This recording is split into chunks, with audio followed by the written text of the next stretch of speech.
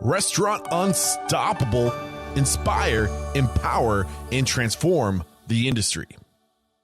With excitement, allow me to introduce to you today's guest, the host and founder of the Agents of Change podcast and the president of Take Flight New Media, Rich Brooks. Rich, are you feeling unstoppable today?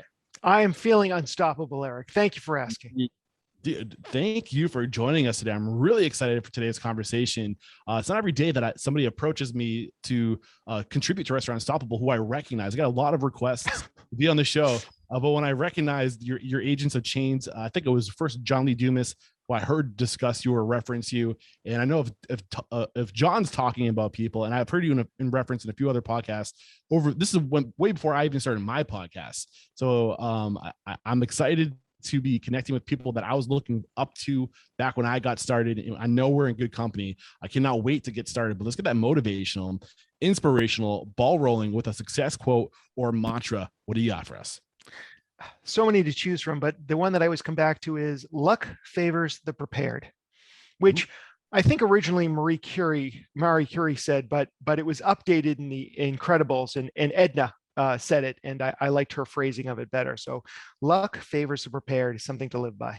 I love that. And I think that sometimes people just look at individuals and they just think to themselves, oh, they're just so lucky, but they don't see what's happening below the surface, like a duck on water, right? Like on top of the water, they're just like everybody else, cool, calm, and collected. But below the surface, they're hustling. They're paddling like crazy to get that work done. But we never see it, right? Right. Awesome.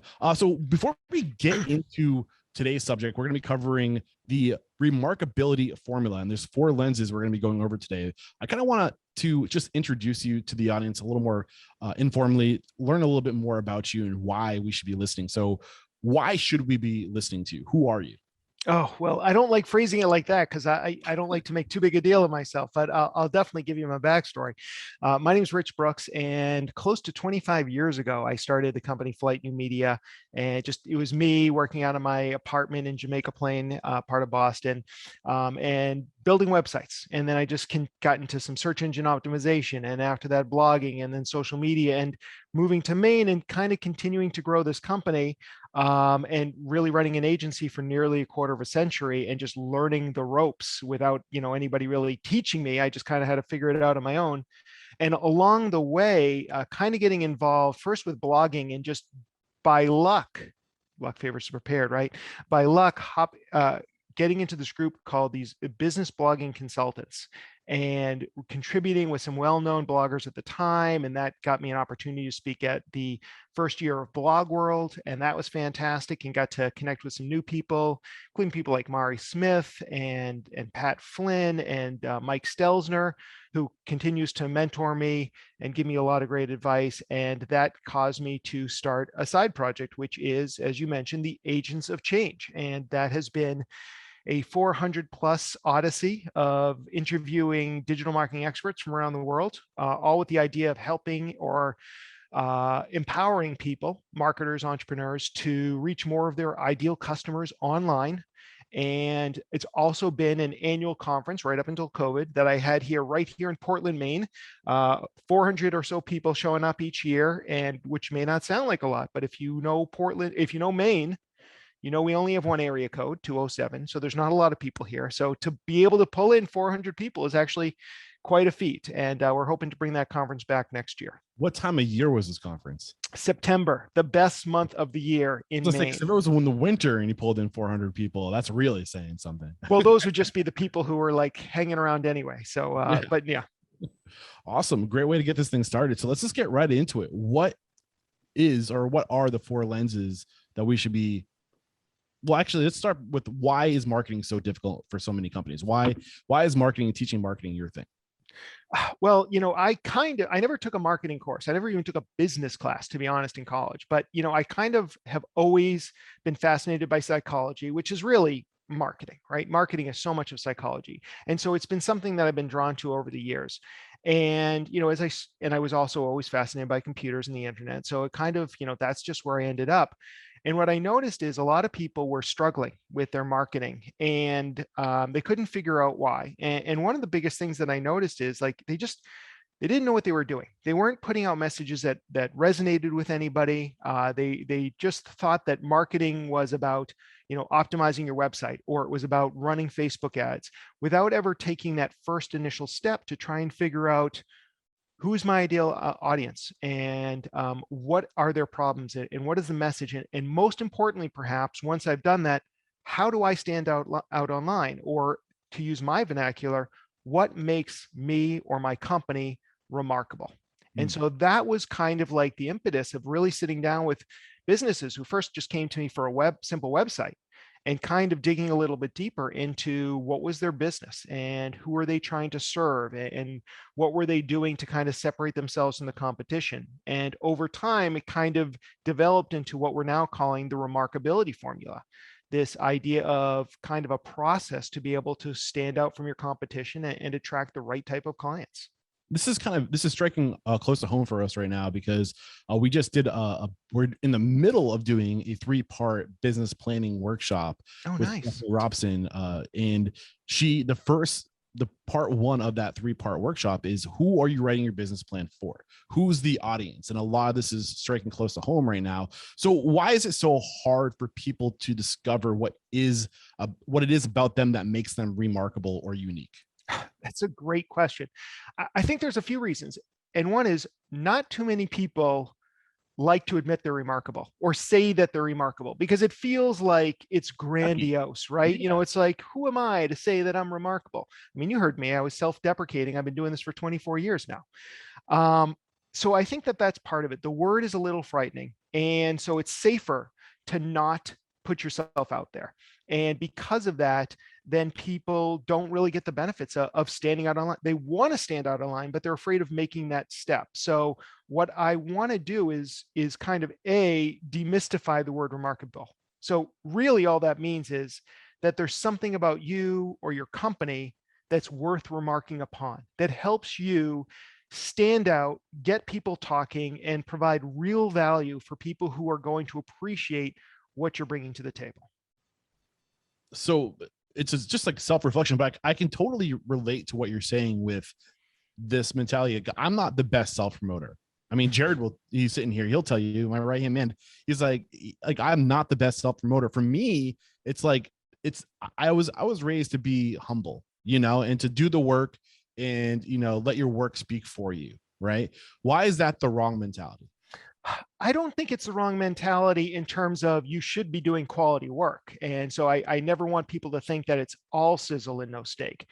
But part of one of my first clients ever was a psychologist, and he had actually written a book about marketing for psychology. And what he said is, psychologists at that time, back in the late 90s and before, weren't very comfortable marketing themselves, because like, how am I supposed to go out and say that I'm like a great therapist, right? That's just not what they did. I'm like an egotistic asshole in the process of telling people how great you are. Exactly. Right? Yeah. And so his whole point is, but if you have something of value, if you think you're a good therapist, if you went to school and got your doctorate and only to help people, and then you sit there and you don't let anybody know that you are doing the service, then you're really doing a disservice to you, and you're not helping the very people you claim to help. So you have to move past that fear of putting yourself out there, and really kind of understand what the problem is, what the pain points are of your ideal customer, and then just do your best to service and support them. And I always tell people who are having trouble with this is just put the focus on the audience, and you'll find that it's very easy to stop thinking about yourself, because I think we're so self-aware sometimes. That's when we trip ourselves up. So what you're saying reminds me a lot of a vision, right? We have a vision for our business, but that vision is useless unless we share it with people, right? Yeah. You have to put into the universe where you're going and what you want to do. You also have to put into the universe what you bring to the table, what your unique selling propositions are, what your strengths are. If people don't know these things about you, they can't just assume, right? Like you have to, there's some responsibility to echo it and to put it out there and to make people aware, is what I'm hearing. There's definitely some responsibility you have, that if you have a product or service that's going to help people, that it's your responsibility to let them know that it exists. Yeah. one of my issues with marketing is I think a lot of people think that marketing is about forcing people to choose you against their own best interest. And that is the worst type of idea you could ever have. And my whole approach to marketing is I know what I'm good at and I know how to get people from point A to point B. If you, Eric, want to get to point B, then come along for the ride. Now, not everybody wants to get to point B, whatever it may be. So they're not going to be a good fit for me, but that's absolutely fine. But if you're like, yes, I want to get to where you're going, Rich, or where you're heading, Rich, and I know that I see that you've got examples of people that you worked with before, you've taken them down this same, jungle river pathway, whatever it is, top of the mountain. I want to go along with you. So you're opting in to what I'm talking about. I'm not forcing you against your will. I'm just saying like, hey, here's how you get to this point. Here's how you get to this point. Here's how you get to this point. And if you want, I'll help you get along that road yourself. Yeah. Before we dive into the actual formula, there's one more thing that you said that I want to pull some layers back because I think it's really great advice. And you said you have to focus on others. If when you take the attention off of yourself and you make it about others, that helps. How do you do that? Take us through that. Pull back some layers a little bit more on that for us. Yeah, it's really important because I know that I used to get super self-conscious if I got up on stage or even in class back in college, like raising my voice would crack. It was just really terrible because I thought everybody's eyes were on me. And it took me a while to realize that really everybody's always paying attention to themselves and their own needs, almost like they don't even notice anything else that's going on.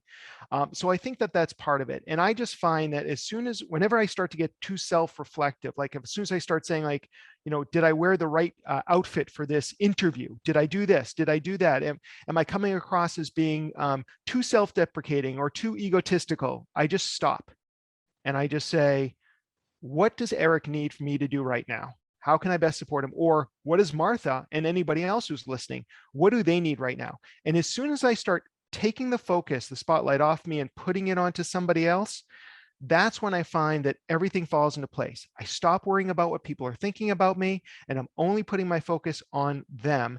And then they feel that and they appreciate that. And then I'm also listening to them. So if I think they wanted to get to point B, but they actually were going to point C, and I'm also going there, well, then we can make that shift and that course correction. Yeah. And I cannot agree more with you. And it's weird. It almost hurts to say this out loud because you don't want to offend people. But the truth is nobody gives an F about you. Like we are so consumed with ourselves when people think about us that we're blind to what the trauma or the not trauma, but like what's the word I'm looking for? The church. What's the word? Situation, context, or dramatic is the word that's coming to mind. But there's another word that I can't figure out. Like whatever whatever's going on in your head, whatever scenario, whatever like issues you're having, whatever drama is in your head is only relative to you. Nobody else is paying attention to that. So, but we're so self-consumed by ourselves. The truth is nobody cares about you. So once you realize that, it makes just getting your stuff out there so much easier. And I think to compound even further, one of the issues I had when starting my podcast or just starting my business was with imposter syndrome, right? I still suffer from that. Yeah. Who am I to say this is what you should be doing in your business? Like who's going to listen to me? But when you take the focus, like you said, off of yourself and you put it onto other people, and you say it's not about me, it's about what can I do for you and how can I serve you. When you take the attention off of yourself, it's like a switch flips in your head. Do you know what's going on there?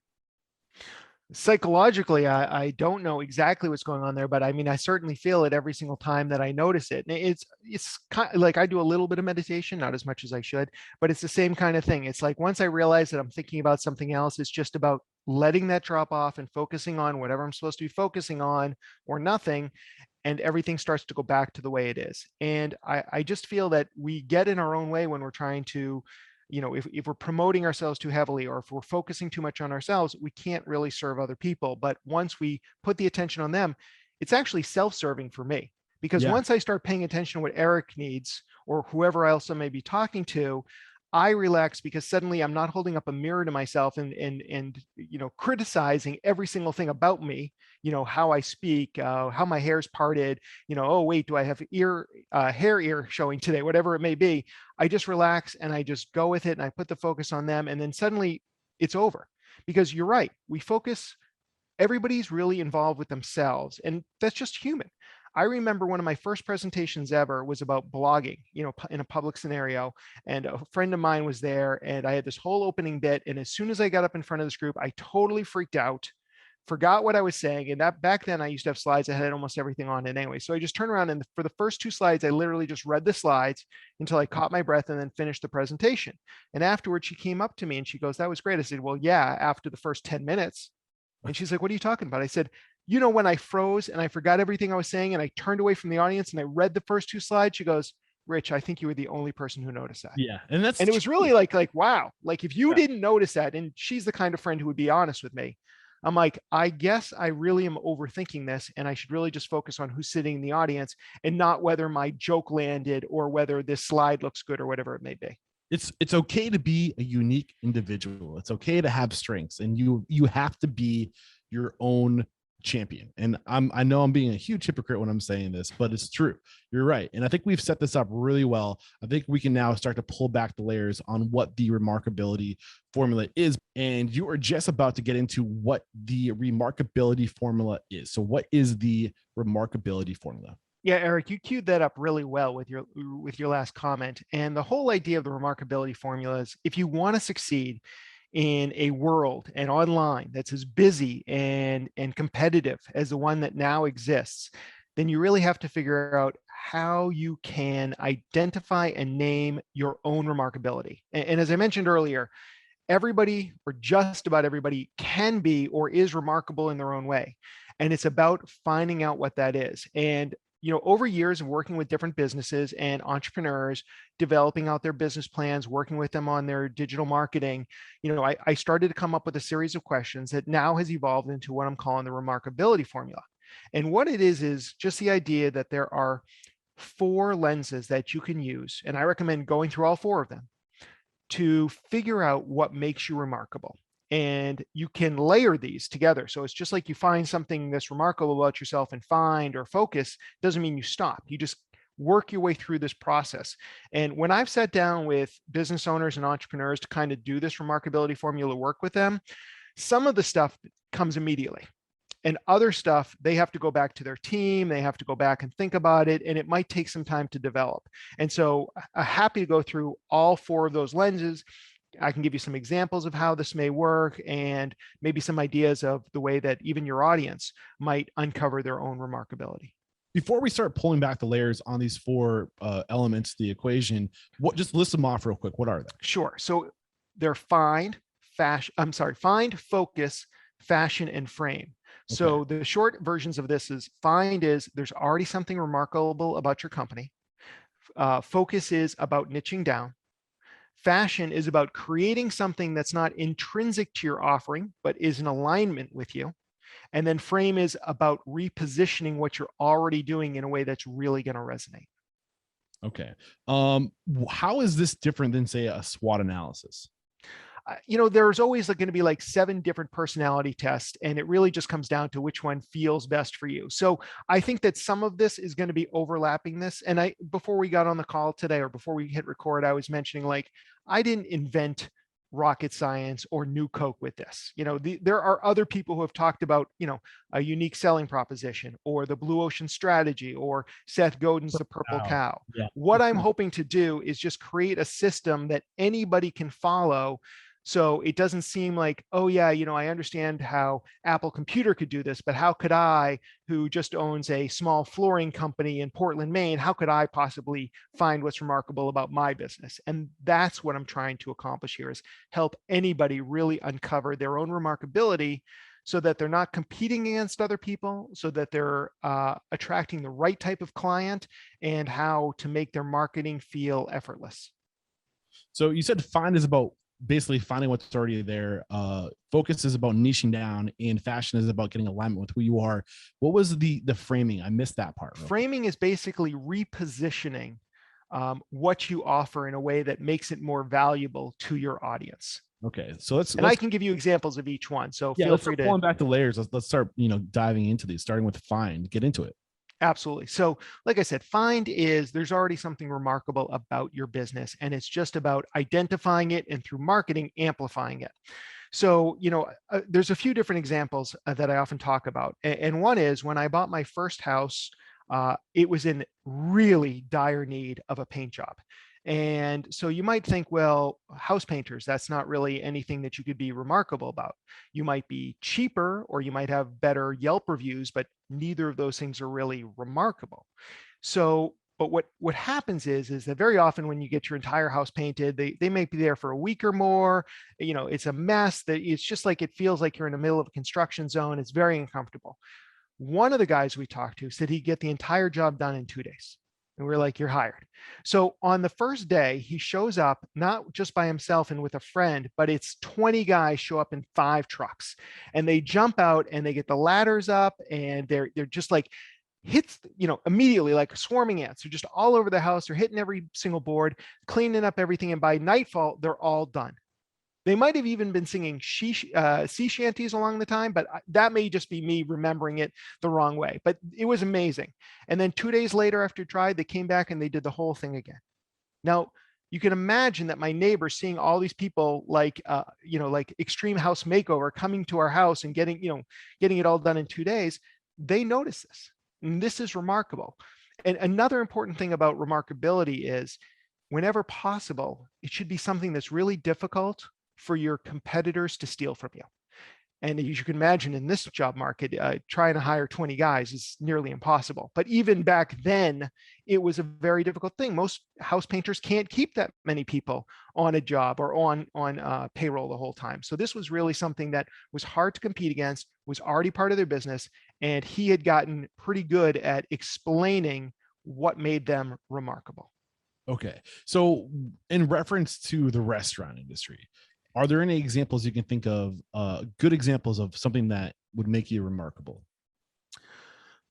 So, I mean, there's always going to be some things. I mean, like there's Dick's Last Resort, which is famous for having jerks as servers, and putting giant condom hats on people and stuff like that. And obviously that is something that other people could steal, although it's a little bit trickier because that's not going to work for every single audience. But things like that, or, Kowloon. And I'm thinking of Kowloon because I grew up in the Boston area. And also I was just reading on the Wall Street Journal that they're closing down, or at least they're going to greatly resize the restaurant down to less than the 1,200 seats or 1,200 tables that they currently have. If you want to drive down from Maine, stop in New Hampshire and pick me up to go for one last rock, Kowloon's a mom.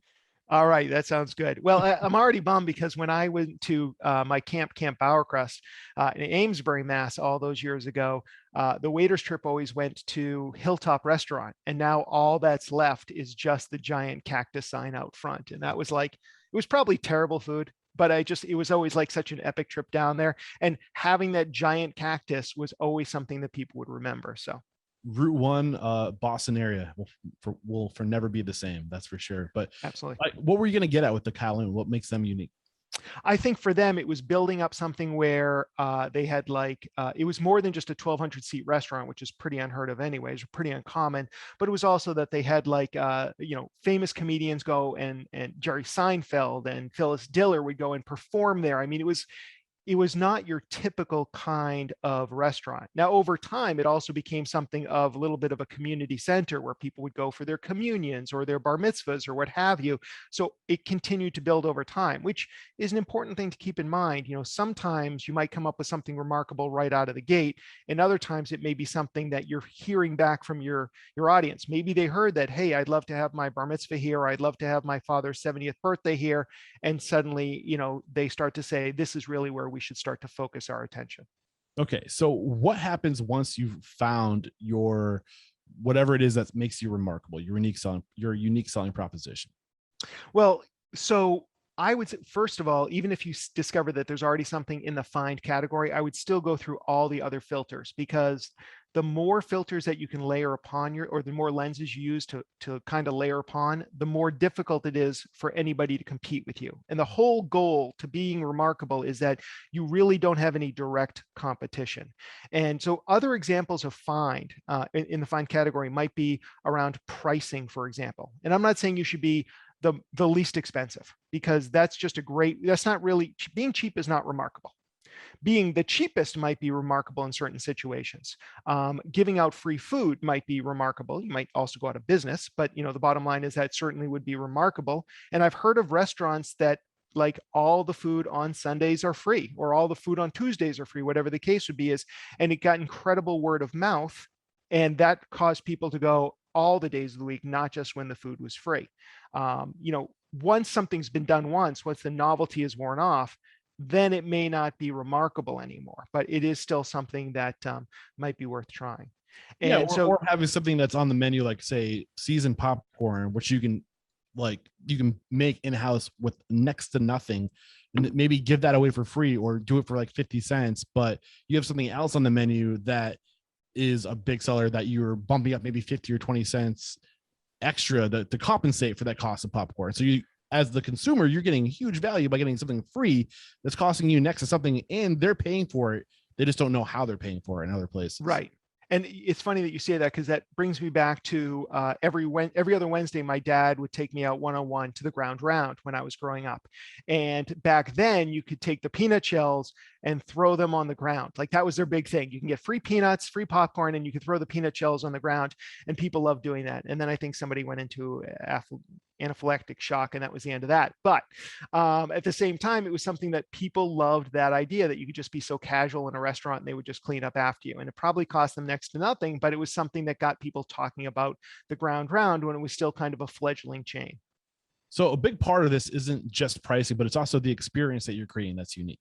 It could definitely be the experience that you're creating. Like it could be that, all your waiters and waitresses are dressed like sumo wrestlers or professional wrestlers or whatever it may be. It's just something that you're doing that, and I don't want to get too far away from fine, because these are things that you're already doing, but people are talking about the reason why people chose you.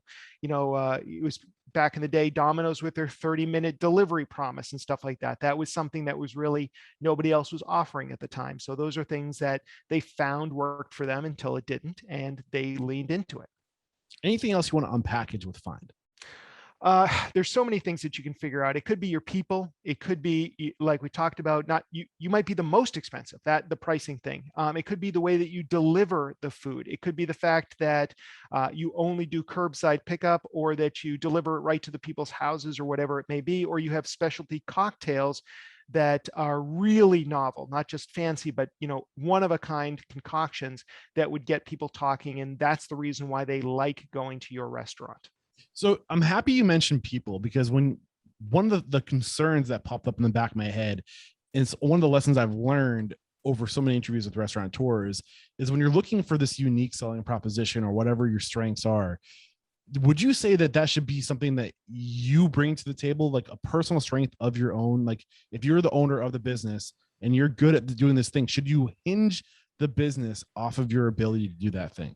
I think it's a tricky rope to walk, honestly. Why? Because I'm thinking about like a local pizza place that I really like, Anthony's, and the pizza's good.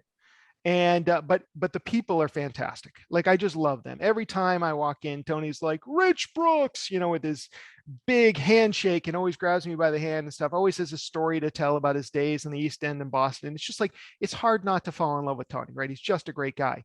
But he couldn't do that if he was opening up a chain of Anthony's restaurants. Like he just couldn't be there. So I think it could be you, or it could be some member of your team. Maybe you have excellent managers, excellent wait staff. Now, obviously in the restaurant industry, there's a lot of churn, there's a lot of turnover, except in certain types of restaurants. So that may be difficult. But yeah, if you're that kind of guy, if you're the Tony of your restaurant and people coming to see you, then yeah, lean into that. But just keep in mind that that's not something that's scalable. Not that everything about your business or marketing should be scalable, but the bottom line is, if your goal is to have a chain of restaurants or to sell one day, then you might be at a disadvantage if you're the reason why everybody keeps coming in. Yes. And I think that it all depends, is really what it comes down to, is what is your vision for yourself and your business? Do you want to be the chef, and you only want one location, and do you want it to hinge around you? If that's what you're going for, if that's your end game, then by all means. But if you're creating a people dependent operation, then like you said, it's going to make scaling really difficult, because it's harder to recreate people. It's much more harder to recreate a person than it is to recreate a system, right? Agreed. Because people, I don't want people to think, oh, you just have good customer service. I'm like, no, there's good customer service, which is essential. And then there's having remarkable people on your team. And as an example, like we've now hired a number of people internally at Flight New Media who are great copywriters, but I have one copywriter who's not a member of my team or not an employee of mine, but I give her jobs every chance I can, even though I don't make as much money, because she is phenomenal. Not only is she a good copywriter at a good price, but when she works with a client, everybody falls in love with her. She just makes you feel immediately good about everything you're doing at that point. And I'm like, anybody can write great copy, but how many people can write great copy and give you a dose of endorphins at the same time? Yeah. So I never have complaints about her. So in my mind, she's a remarkable person to partner with. Those are the kind of people you can't teach that in customer service. Customer service just gets you to the point where you're treating people the way they should be treated. But then there are those people who are just like, there's something about them that's so charismatic. Yeah. And there you go. Yeah, I love it. And I think you said Flight New Media, and I think now's a good time to correct myself. I said Take Flight New Media for some reason. That's okay. I think it's because of my aviation background. I don't know why. Right. I think Take Flight. I don't know. The domain name is takeflight.com. So you're not the first person to call it by the wrong name. Okay. Thank you and Jared corrected me, so I have to give him props. He sent me a message. So I just want to make sure everybody heard that correctly or is hearing that correctly. Okay, so let's move on to the focus element of remarkability. Yeah. So this is just the idea of, you say niche, I say niche, but however you like to pronounce it, it's really about niching down until you are the only person offering what you do to your ideal customer. And you and I were talking a little bit about John Lee Dumas before we got started. And when I'm talking about niching down, JLD is actually an example that I give. And very quick story, and John talks about this in his book, his new book, The Common Path to Uncommon Success.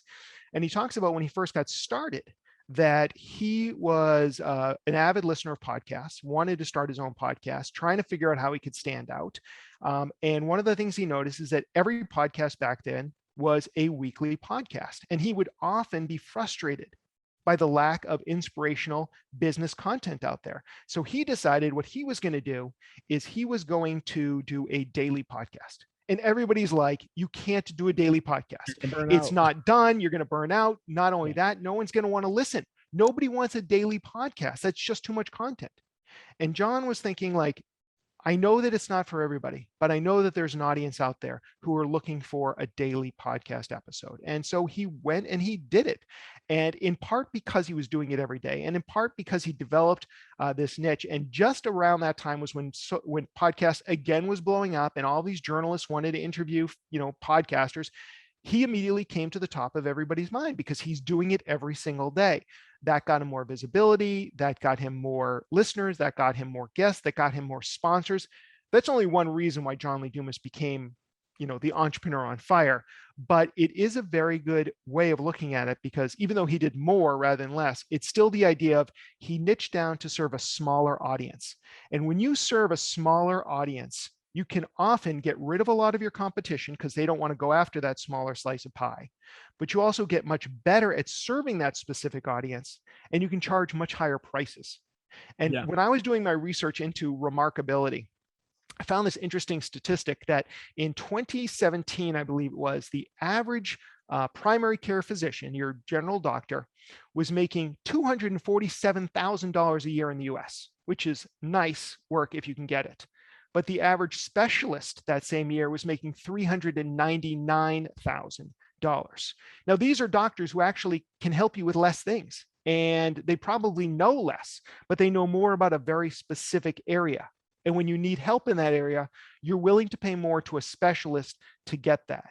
So one other way of uncovering or unleashing your remarkability is somehow constricting something about your business so that you serve a smaller audience or you offer less than your competition. And that can be a way of standing out as well. Yeah. And there's other things that are coming to my mind, because this is something that I preach all the time. It's focused on, like, one of the big lessons I've learned from Restaurant Unstoppable is, instead of trying to be everything to everybody, try to be the best thing to a really small group of people. The power of doing one thing really well. And like all the things that you mentioned, you can charge more, absolutely, if you do one thing really well. But beyond that, I mean, I think it's important to mention, what are some of the other reasons before I just start spitting stuff out? Do you have other points you want to make? Well, I was curious to hear what you were going to say, but I mean, there's a lot of different ways that you can niche down. And so if I'm thinking about restaurants, it could be that you are, I mean, some obvious ones are your geographic territory. So you could even do something like, I'm going to reduce the places where I'm going to deliver to. As long as there's enough people there, I'm going to reduce my delivery area, which means I can get the cars coming back and forth more quickly. I can serve more people that way. Or, another obvious one might be that I'm going to have a gluten-free restaurant, or I'm going to have, um, uh, what's the name of that diet? The Paleo. Neanderthal diet. Paleo. Paleo. You might Yes. have paleo nights. So Sunday night is paleo nights, and we only serve paleo food. That's going to bring in a very specific audience those sorts of nights. So by specializing in something, even if it's one day a week, you can greatly increase the people who will resonate with that message. And this is one of the other lessons of the remarkability formula is when you do this right, you start to attract the right type of clients or customers, and you start to push away the wrong type of customers for your business. Yeah. Some of the other things that I wanted to add to the list of why this is a good idea, is specifically to the restaurant industry, is if you focus on doing one thing, that's all the energy you're putting into doing one thing. You're likely going to do it better than everybody else because you're just focusing on doing that one thing really well. It's also, not only can you charge more, like you said, but you can also generally save money because you can then streamline your entire business around doing this one thing. Training becomes easier in the restaurant industry. Labor is a big part. Training labor is a big part of the expense because these people are just they're just dead weight in the beginning, right? So if you only have to train them how to do one thing, or even better, one element of one thing, i.e. you put the cheese on, right? It's like the assembly line, then and only the mozzarella cheese. Exactly. So like you can, you can charge more expensive or more for it. You're probably going to be the best at it because it's the one thing you can focus. You can put all of your energy into that one thing. It's cheaper because your labor is a lot less expensive when you're focusing on one thing. And then the other variable, I think, is you can scale much easier if you're only doing one thing. It's easier to recreate one thing over and over again than try to recreate a bunch of different things and scale that. What are some of the thoughts that are going through your head? No, I think you're absolutely right. Those are all additional benefits. And a lot of these things, when you do them, a lot of these lenses have other benefits outside of just being remarkable, but the niching down so that you become expert at something. I mean, by doing a daily podcast, John Lee Dumas got better at podcasting 7x because immediately he was doing everything. And then even more so because he had to come up with systems so that he could interview 7 people in a single day. Right. Exactly. Trying to find it. Like he had to streamline it. Exactly. So there's a lot of benefits to doing that. And the comment I made about the right type of audience is also important because if you're of a certain type of person, maybe you listen to NPR and you have a certain approach to food, then having a farm to table restaurant might feel better for you than doing some sort of, cheap food restaurant takeoff kind of a thing. And you're going to attract the kind of people who want that farm to table experience. And I'm reminded of a restaurant bar, an Irish pub, I think it was called Doyle's down in Jamaica Plain when I used to live down there. And I remember reading in the newspaper, the Boston Globe back then, that when the new owners had taken it over, one of the first things they did is they got rid of Budweiser. And they used to have a lot of fights down there, and the police used to come all the time. And one of the first things he does, he gets rid of Budweiser. And this guy came back. He said, we'd come back if you guys would just bring back Budweiser. And he goes, oh yeah, I guess it's not going to work out. And those guys were the troublemakers. And I'm not dissing on people who like Budweiser because everybody has their own taste buds. But the bottom line is by changing the type of beer they served and going with more traditional Irish beers and more exotic beers, they brought a higher quality, higher spending, I should say, not higher quality, but higher spending audience who was looking for that true Irish pub experience. And they had a lot less fights and a lot less visits from the police. I love it. Interesting stuff. So I think we've unpackaged was it Focus we're on right now? No, we're Focus, on yes. Yeah, we are on Focus. Any other final thoughts before we move over to fashion? Oh, let's hit fashion because that one's a little tougher to explain anyways. All right, beautiful. Get into fashion. All right. So the idea of fashion is the idea that you can create something, or maybe you've already created it, that is not necessarily intrinsic to your product or service, but is in alignment with either your mission or your vision or your values. And so this is a difficult concept to understand, and very often people have to create it, once we start talking about it. But some examples are Ben and Jerry's ice cream. So Ben and Jerry's comes up with this new flavor with different flavor chunks and cashews and pecans and all this sort of stuff. And if it was any other ice cream company, it would have just been another flavor to sell at the supermarket or in stores. But they called this flavor Pecan Resist. And they basically said that the money that we raise from this is going to go to these 4 very progressive groups that are going to fight for change in America. Now, obviously, it pissed off a lot of people, but there was an even bigger audience who loved it. And when you look at the sales of this, and when you look at the social media impact, like when they announced other flavors that they were releasing, on Twitter, you might see them get 10 or 15 retweets and, maybe 100 or less likes. When they put this out and they announced this on Twitter, I believe it was something like 1,000 retweets and 10,000 likes, numbers right around that area. So there's a lot more engagement. And obviously, they could have called it anything, right? It was still going to taste the same. So it wasn't intrinsic to the offering, but they were aligning themselves with their own values, which tends to be very liberal, which, like I said, some people love that, some people hate it. But we often want to choose brands that we feel are in alignment with our beliefs. I mean, nobody buys a My pillow because they want a better night's sleep. They buy it because of their political leanings, or they don't buy it because of their political leanings. So that's one example. But even things like my Agents of Change conference. So I didn't start that necessarily with the idea that I was going to generate business from it. I was mainly because I was going to places like Blog World and New Media Expo and South by, and I'm like, I'm meeting people from all over the world. I'm changing my business, and yet I almost never run into anybody from Maine at these events. So what if I just threw my own version of this here in Portland, see what happens? And that was kind of the beginning of it. And so it came from that.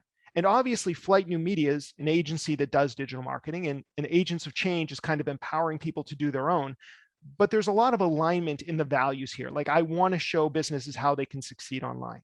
And all of a sudden, even though this wasn't the original idea, when people see me up on stage as Rich Brooks, from Agents of Change, from Flight New Media, that the branding at the conference has a lot of Flight New Media stuff on it, they start associating those two brands together.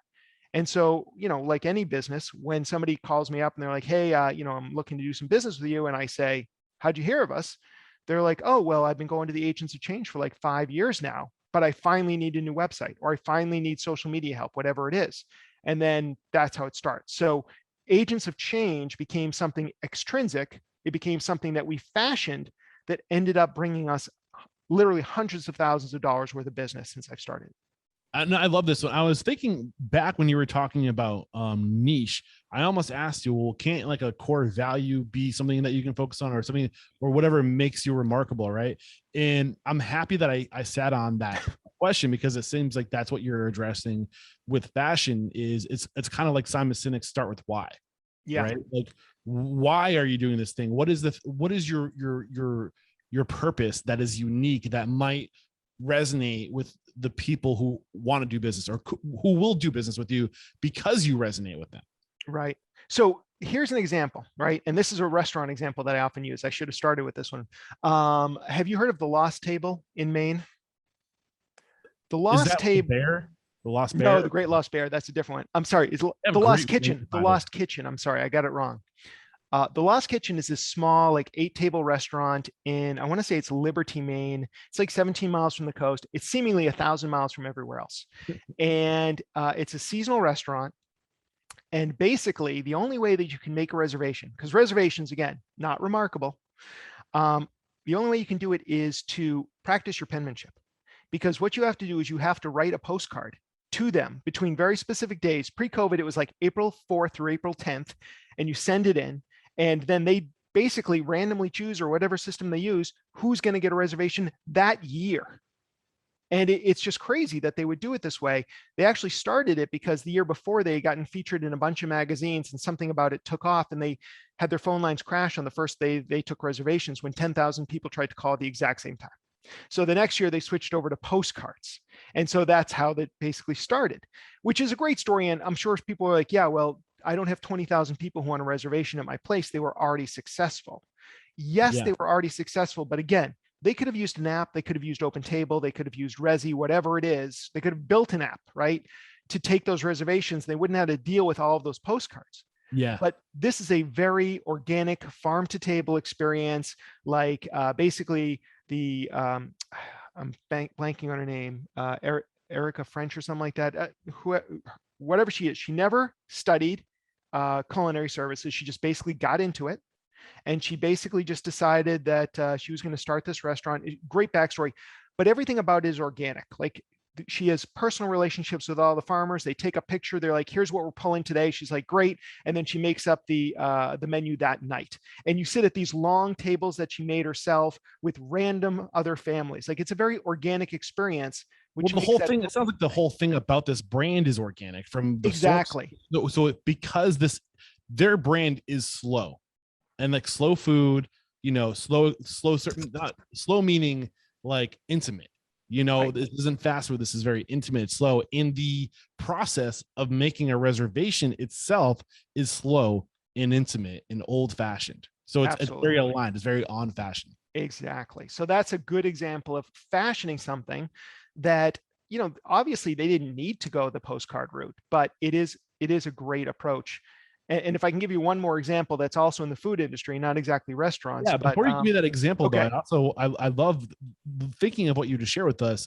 That sounds like another thing this woman did is she also made the experience, she added scarcity to it, which I think another thing you can do to be unique or to be focused is to intentionally limit the amount. Absolutely. So many times people are just so focused on volume. How many people can we serve in the shortest amount of time? If you throw it out the window and you say, no, we only want to serve 10 people a night, and we're going to make it hard to get on that list, you can pre-sell like a year out. And that gives you liquid. Now you have people buying tickets and reserving spots 6 months out in advance. So right, exactly. So in the restaurant world, that's a huge benefit. Sorry to interrupt. No, it's a great idea. And then from there, you could even do things where you sell T-shirts and other merch that's only available to people who actually ate at the restaurant. So it becomes like a collector's item. There's all these different things that you can do. Scarcity it's not part, well, I guess it is part of the remarkability formula because it's part of focus, but it's its own thing also, and certainly something that people should look at as a way of really making their marketing more effortless, because it is a definite psychological trigger. You had another example. Did you? I was just going to say that one of the things that I discovered this looking at Imager one night, Barilla Pasta has Spotify playlists that are the exact length of how long you should cook different versions of their pasta. Oh, that's cool. So it's like they've got spaghetti ones and linguine ones and fusilli playlists, and you can play different ones. They're often got covers by Italian musicians in there. The artwork of the cover is all Italian, done by Italian artists. And it's the whole idea. Barilla always says like food is art, cooking is art. And so again, they didn't need to create playlists. You can just say, I won't say her name because she's listening, but Lexi, hey, Lexi, set me a timer for 15 minutes and she's going to set that timer for you. But we often get distracted. And it's just a very cool, interesting way of creating something that's really in alignment with your brand. Awesome. So we've, up to this point, correct me if I'm wrong, covered 3 out of the 4 lenses. We've covered find, we've covered focus, we've covered fashion. Is there anything else relative to fashion you want to on us before you move to the 4th? I'm sure there's a million other examples we can come up with, but let's just keep going. We are back, and we have unpackaged 3 out of the 4 lenses through which you have to become, how do you say this? A remarkability, the remarkability formula. Sorry. What is the 4th and final lens we need to focus on? So this is another one that takes a little bit of thinking. I'm calling it frame, and it's basically about something that you're already doing, but maybe positioning it in a new way that makes it stand out, that makes it remarkable for your ideal customer. And my favorite example of this, a guy who actually was on my podcast, Matthew Pollard, he actually speaks about the introvert's edge. That's kind of his hook. But he's also really good at business consulting and helping people reframe their own business. And he was working with this woman, I want to say her name was Wendy Huang, and she had created a business in San Francisco teaching people Mandarin. And it was a very successful business. And then the internet, and suddenly she's got all of these local people who are just starting out and doing these kind of Chinese lessons for cheap, because they're just trying to build their reputation. And so suddenly she's competing against them. And then also people from China through Fiverr are doing Chinese lessons for people. And so all of a sudden it's like, there's no way she can even compete. And she sees this very healthy business basically shrink to nothing. And when he sat down with her, he noticed that a couple of her clients were actually business people. And he starts asking her questions, and she says, "Yeah, they're moving. They're moving. They've been reassigned to China from their business, and I'm also helping them kind of navigate business in China, talking about like." Culture, and make sure they do and say the right things. And I'm actually working with their spouse and their kids because they're going with them. And as you can imagine, it's very difficult to suddenly uproot your family and move them to China. And so he's like, so you're helping these business people and their companies succeed in China. She's like, well, yeah, I guess. He's like, great. You are now the China success coach. Yeah. And you are only going to go after this audience. And actually, when he worked with her even further, they ended up narrowing their audience that they were going to go after is to the recruiters. So anytime the recruiters knew that they had to find somebody to move to China, the recruiters would give her a call to do the whole lessons and stuff like that. And suddenly she was charging significantly more and had almost no competition for this audience. Yeah, I think when I hear you say this, it's like, it reminds me again back to what we're talking about in the workshop we're recording right now with Stephanie Robson on business planning. Business planning isn't a one and done thing. Business planning is a dynamic document that you're constantly working on and you're constantly reframing, right? Yeah. And I think over time, when you go into business, you have one strategy: teach Mandarin. Over time, whether you're aware of it or not, you develop a specialty, you develop special skills, you further niche down. And sometimes we're so close to it that, it's like omnipresent. We don't even see it, it's like not even seeing the air around you. You're just not aware of it until somebody else points it out. Right. Exactly. And I think being like knowing and constantly going through these exercises of like, what are my strengths, will help you reframe and refocus and niche down even further. Absolutely. And I think you just did a great job of that, because you also mentioned niching down. And that's one of the things that I just keep on trying to hammer home with people. It's like two things. One is use as many of these layers as possible, bring them together, because the more of these lenses that you use, the more unassailable your position in the marketplace becomes, because it's more and more difficult to compete with you directly.